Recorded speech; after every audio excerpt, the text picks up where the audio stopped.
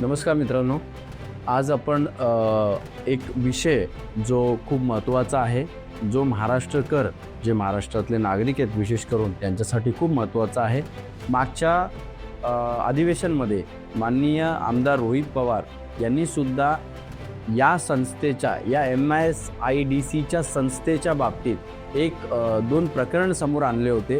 ते म्हणजे हे की या ठिकाणी जे टेंडर्स होतात ते अशा पद्धतीने होतात की जो बेसिक रेट जर 100 रुपये असेल तर ते लोक त्याला 125 रुपये दराने समोरच्या ठेकेदाराला देतात.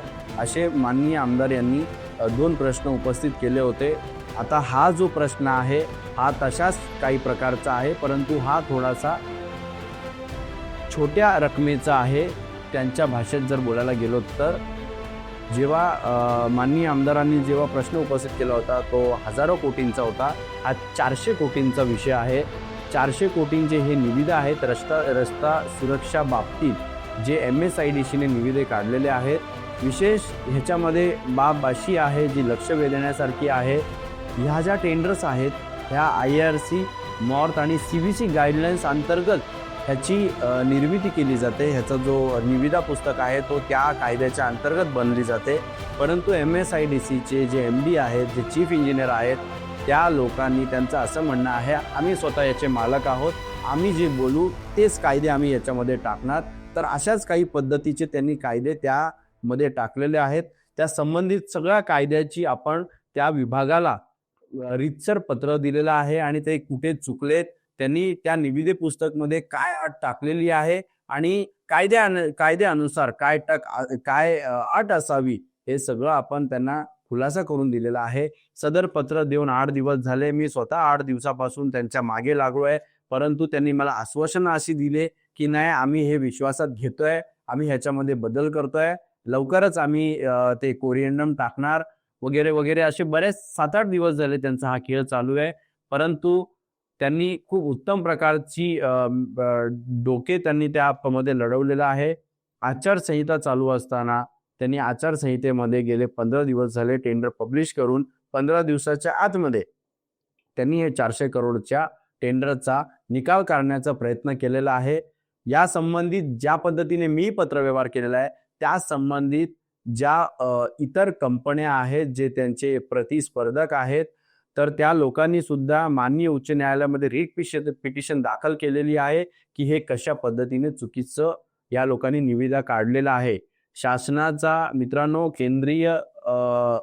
केंद्रीय सरकारच्या अनुषंगाने 2010 मध्ये ई निविदा प्रणाली ही लागू झाली. ती लागू इतक्यासाठी करण्यात आली होती की ई निविदेमध्ये कोणीही कुठूनही पार्टिसिपेट करणार आणि निविदा ही पारदर्शक पद्धतीने चालू असणार. परंतु या MSIDCच्या अधिकाऱ्यांना माझा सलाम आहे की शासनाने त्यांना एवढे राईट्स दिलेले आहेत की शासनाने त्यांना असं सांगितलेलं आहे कुठेतरी की तुम्ही या ठिकाणी तुमचे स्वतःचे कायदे लागू करू शकता. ज्या ठेकेदारासाठी जे कॅटलाईन म्हणून जी एक कंपनी आहे त्या ठेकेदाराचे मागचे 8 दिवसाचे सगळे CCTVs काढा MSIDC मधून.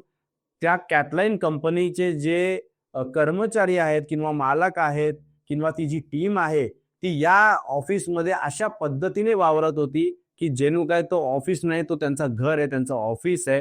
म्हणजे इतक्या पद्धतीने अधिकारी आणि तो ठेकेदार इतके यांचे साठे लोटे आहेत की तुम्ही त्याच्या पुढे त्यांना कायदाही दिसत नाहीये आणि त्यापुढे त्या लोकांना असं वाटतंय की आमची मक्तेदारी, आमची मुजुरीपणाच्या पुढे माननीय न्यायालयाकडून पण योग्य प्रतिसाद यांना भेटणार नाही. विरोधक म्हणजे कोण?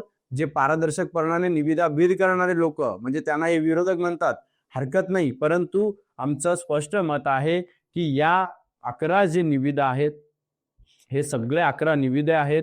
या पद्धतीचे सगळे आम्ही पुरावे दिलेले आहेत, डॉक्युमेंट्स दिलेले आहेत त्या विभागाला. त्यांनी त्वरित यावरती कारवाई करावी आणि CVC गाईडलाईन्स, IRC, मॉर्थ याप्रमाणे हे रस्ता सुरक्षाचे जे कामं आहेत त्या कायद्याअंतर्गत त्यांनी कायदा हे अंमलात आणावं. जे कायदा त्यांना शासनाने पुरवलेले आहेत त्याच कायद्याच्या बाबतीने त्यांनी ते फेरविचार करण्यापेक्षा त्यांनी त्याच कायद्याअंतर्गत ते सगळे निविदा काढावे अशी आमची ठाम मागणी आहे. नाही काढलं तर या लोकांनी निवडणुकीचा फायदा घेतलेला आहे. निवडणूक संपल्या संपूर्ण महाराष्ट्रभरामध्ये माननीय उच्च न्यायालयामध्ये, माननीय सर्वोच्च न्यायालयामध्ये या बाबतीतले सगळे पुरावे सादर करण्यात येतील आणि संबंधित अधिकाऱ्यांवरती कठोर ते कठोर कारवाई झाली पाहिजे. यासाठी आम्ही शेवटपर्यंत या प्रकरणामध्ये लढा देऊ. मी सर्व सामान्य जनतेला हे विनंती करतो की आपण प्रत्येक जण फक्त राजकीय संभाषण ऐकत असतो, बघत असतो, बॉलिवूड सेलिब्रिटी हे सगळे बघत असतो, परंतु या ठिकाणी आपला मूळ जुळालेला आहे. महाराष्ट्राच्या प्रत्येक नागरिकाला त्याचे 1 रुपयाच्या कर प्रमाणे हे हजारो कोटी तयार होतात आणि हे शासनाचे अधिकारी आपल्या या करचे पैसे इतक्या मोठ्या प्रमाणात जिथे कुठे गरज नसलं तिथेही खर्च करतात आणि जिथे गरज असेल तिथे 2 रुपये खर्च होत असतील तर हे अशा प्रकारचे निविद्यामध्ये विशेष तरतूद करून स्पेशल कंडिशन्स टाकून हे लोकांचं जे कराचे पैसे आहेत ते मोठ्या प्रमाणात दुबाडण्याचं काम करतात. तर सामान्य जनतेने पण हे विचार करायला हवा. हा व्हिडिओ तिथपर्यंत शेअर करा की महाराष्ट्रातल्या प्रत्येक एक माणसाकडे हा व्हिडिओ गेला पाहिजे आणि त्यांना कळलं पाहिजे शासकीय विभागामध्ये नेमकं कोणत्या प्रकारच्या कामा कशा पद्धतीने चालू आहे.